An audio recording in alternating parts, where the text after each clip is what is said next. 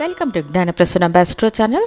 ఇవాల్టి వీడియోలో రవిచంద్రులు ప్రభుత్వ ఉద్యోగాలు అనే అంశం. తక్కువ జీతానికైనా సరే గవర్నమెంట్ జాబ్ ఉంటే మంచిది అనుకునే వాళ్ళు చాలామంది ఉన్నారు.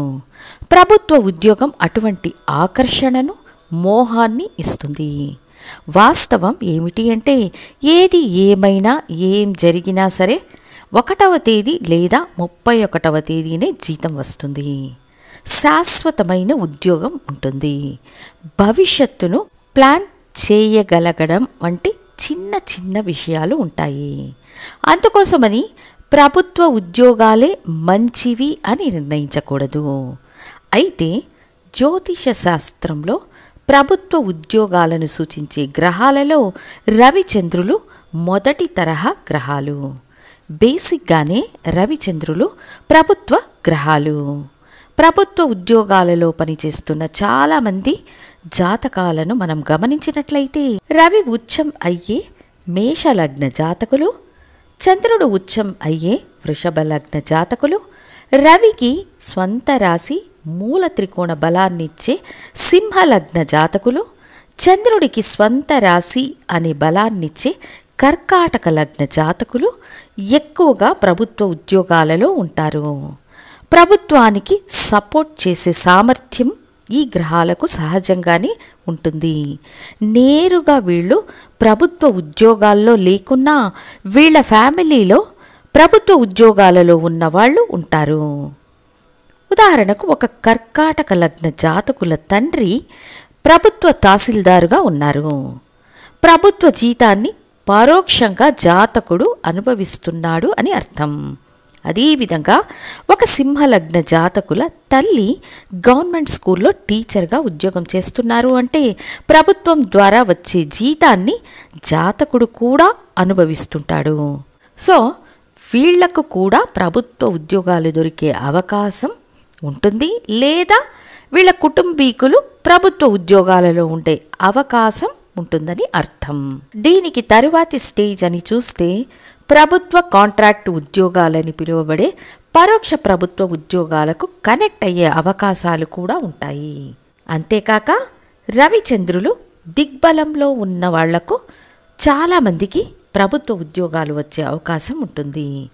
ఇందులో రవి 10వ స్థానంలో సహజంగానే దిగ్బలాన్ని పొందుతారు. ఈ 10వ స్థానంలో రవి దిగ్బలం పొందడంలోని సూక్ష్మం ఏమిటి అంటే జ్యోతిష శాస్త్రంలో కంటికి కనిపించే దేవుడు అంటే రవి భగవానుడే. రవిచంద్రులను చూడడమే కాకుండా ఇతర గ్రహాలు కూడా దూరంగా కనిపిస్తాయి. ఇక మిట్ట మధ్యాహ్నం రవి నడినెత్తిపై ఉండగా ఒక శిశువు జన్మించారు అంటే ఆ శిశువు జాతకంలో లగ్నానికి 10వ స్థానంలో రవి ఉంటారు. కొంచెం టైం ముందు వెనకన ఉన్నా కూడా ఈ 10వ స్థానంలో రవి ఉన్నప్పుడు దిగ్బలం అనే బలాన్ని కలిగి ఉంటారు. జ్యోతిష శాస్త్రంలో అత్యున్నతమైన విషయాలలో ఇది కూడా ఒకటి. పట్టపగలు రవి చాలా పవర్ఫుల్గా ఉంటారు. సో 10వ స్థానంతో రవికి సంబంధం ఏర్పడినప్పుడు ప్రభుత్వ ఉద్యోగాలు దొరికే అవకాశం ఉంటుంది. అదేవిధంగా చంద్రుడు 4వ స్థానంలో దిగ్బలంలో ఉంటారు. మాతృకారకుడు చంద్రుడు. 4వ స్థానం మాతృస్థానం. సో 4వ స్థానంలో చంద్రుడు ఉండగా జన్మించిన వారికి ప్రభుత్వ ఉద్యోగాలు దొరుకుతాయి. ఇందులో మొదటి విధి రవిచంద్రులకు స్వంత రాసులు ఉచ్చస్థానం అనే లగ్నాల్లో మీరు జన్మించినట్లయితే మీకు ప్రభుత్వ ఉద్యోగాలు సహజంగానే వస్తాయి, లేదా మీ కుటుంబంలోని వ్యక్తులు ప్రభుత్వ ఉద్యోగాల్లో ఉంటారు. 2వ నియమం రవిచంద్రులు దిగ్బలాన్ని పొందితే ప్రభుత్వ ఉద్యోగాలకు అవకాశాలు ఉంటాయి.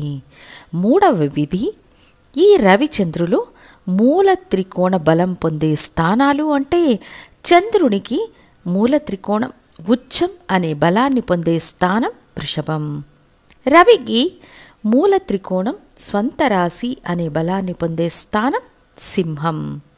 ఈ స్థానాలలో బలమైన గ్రహాలు ఉన్న జాతకులకు ప్రభుత్వ ఉద్యోగాలు దొరుకుతాయి. ఉదాహరణకు సింహంలో బలమైన గ్రహాలు అని తీసుకుంటే రవి, కుజుడు మరియు గురువు అధిక బలాన్ని పొందుతారు. బుధుడు కూడా బలాన్ని పొందుతారు. అదేవిధంగా వృషభంలో బలమైన గ్రహాలు ఉంటే అన్నప్పుడు చంద్రుడే ఇక్కడ బలాన్ని పొందుతారు. శుక్రుడు బలంగా ఉంటారు. శని భగవానుడు సమ ఉచ్చం అనే బలాన్ని పొందుతారు. గురువుకు ఇది స్థిర రాశి కాబట్టి బలంగా ఉంటారు. బుధుడు కూడా మిత్రస్థానం కాబట్టి బలంగా ఉంటారు. ఈ గ్రహాలు ఈ స్థానంలో ఉన్నప్పుడు ప్రభుత్వ ఉద్యోగాలపై కోరిక, ఆశలు ఉంటాయి. కాంతి గ్రహాలైన రవిచంద్రులు ఒకరికొకరు కేంద్ర స్థానాలలో ఉండే జాతకులకు ప్రభుత్వ ఉద్యోగాలపై ఆసక్తి మరియు దానిని పొందే అవకాశాలు ఎక్కువగా ఉంటాయి. మీరు ఏ లగ్నంలో జన్మించినా 10వ స్థానంలో రవి దిగ్బలంలో ఉన్నారు. ఈ రవికి 4, 7, 10 స్థానాల్లో చంద్రుడు ఉన్నారంటే ప్రభుత్వ ఉద్యోగాలు దొరికే అవకాశం 100% ఉంటుంది. దీనికి ఒక ఉదాహరణ చూద్దాము. ఒక కుంభలగ్న జాతకం 10వ స్థానమైన వృశ్చికంలో రవి భగవానుడు ఉన్నారు. అంటే సప్తమాధిపతి రవి 10వ స్థానంలో దిగ్బలంలో ఉన్నారు. తర్వాత లగ్నానికి 4వ స్థానంలో చంద్రుడు ఉచ్చం దిగ్బలం అనే స్థితిలో ఉన్నారు. అంతేకాక రవి చంద్రులు సమ సప్తమ కేంద్ర స్థానాలలో ఉన్నారు. పూర్తిగా పౌర్ణమి యోగం. ఇది చూస్తే ఆటోమేటిక్గా లగ్న కేంద్రం ఏర్పడి చంద్ర కేంద్రం ఏర్పడి రవి చంద్రులు ఒకరికొకరు కేంద్ర స్థానాలలో ఉన్నారు. ఇప్పుడు రవి 10వ స్థానంలో ఉండి చంద్రుడు లగ్నంలో ఉన్నా, 4వ స్థానంలో ఉన్నా, 7వ స్థానంలో ఉన్న ప్రభుత్వ ఉద్యోగం, అధికారం దొరకడానికి చాలా అవకాశాలు ఉంటాయి. ఇదే కుంభలగ్న జాతకులకు ఇంకొక ఉదాహరణ. 7వ స్థానంలో రవి స్వంత రాశిలో ఉన్నారు. లగ్నానికి 4వ స్థానంలో చంద్రుడు దిగ్బలంలో ఉన్నారు. ఇక్కడ వృషభంలో ఒక బలమైన గ్రహం ఉంది. సింహంలో కూడా ఒక బలమైన గ్రహం ఉంది. ఈ వ్యవస్థ ఉన్న జాతకునికి ప్రభుత్వ ఉద్యోగం దొరికే అవకాశాలు ఉంటాయి. అంతేకాక మేషంలో బలమైన గ్రహాలు ఉంటే ఆటోమేటిక్గా ప్రభుత్వ ఉద్యోగాలపై ఇంట్రెస్ట్ ఎక్కువగా ఉంటుంది. మేషంలో గురువు బలాన్ని పొందుతారు. కుజుడు బలాన్ని పొందుతారు. రవి బలాన్ని పొందుతారు. శుక్లపక్షమైన పక్షంలో చంద్రునికి కూడా కొంత బలం అనేది ఉంటుంది. మీ లగ్నంతో సంబంధం లేకుండా ప్రభుత్వ అవకాశాలు, ఆలోచనలు ఇవ్వగల గ్రహాలు రవి మరియు చంద్రుడు. ఇందులో సంపాద్య కారకుడు రవి ఒక వ్యక్తి ఎంత సంపాదిస్తాడు అనేది రవి స్థానాన్ని బట్టి నిర్ణయించబడుతుంది. సో ఒక లగ్నానికి రవి చంద్రులు దిగ్బలాన్ని పొందడం మొదటి విధి. రవి చంద్రుల మూల త్రికోణ స్థానాలలో బలమైన గ్రహాలు ఉండాలనేది రెండవ విధి. రవిచంద్రులు ఒకరికొకరు కేంద్ర స్థానాలలో అమరి ఉండడం అదనపు విధి.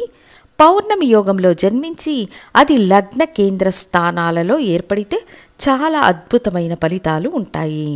మొత్తానికి రవిచంద్రులు ప్రభుత్వ ఉద్యోగాలకు కారణకర్తలుగా ఉంటారనేది వాస్తవమని తెలియజేస్తూ మళ్ళీ ఇంకొక వీడియోతో మీ ముందుంటాను. ధన్యవాదాలు.